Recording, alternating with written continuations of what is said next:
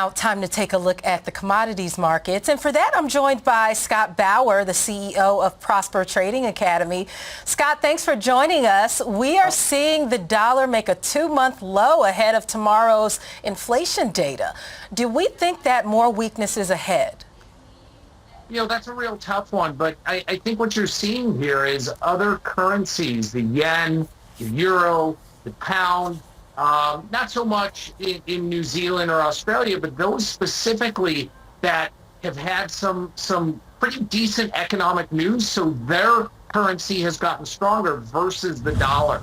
A little bit of catch up from where we were. So I think that's why we're seeing some temporary weakness here. Also, obviously, over the last maybe a few days or since the unemployment report last week, there's been a little bit of moderation maybe from the Fed about, where they're going with rates or what that end hike might be. So, obviously some weakness in the dollar, but I wouldn't say overall here it's on a declining trend where we're, going to breach par or anything like that. Okay, U.S. dollar is still down versus other major currencies, but we're also looking at crude oil right now.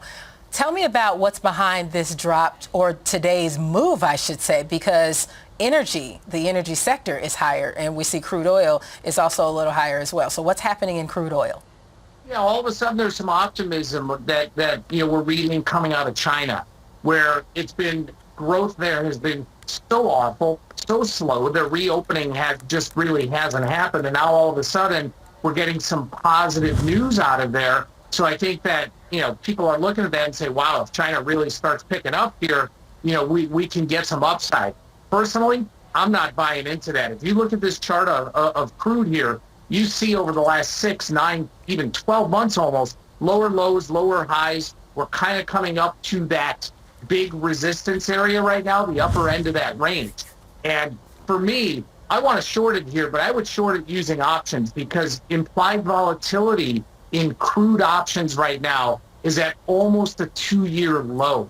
So if you wanted to get either some cheap protection, if you had a long position, wanted to stay in, or wanted to take a short via the option side of things, I mean, volatility is really, really cheap right now. Crude oil, natural gas, they're all up.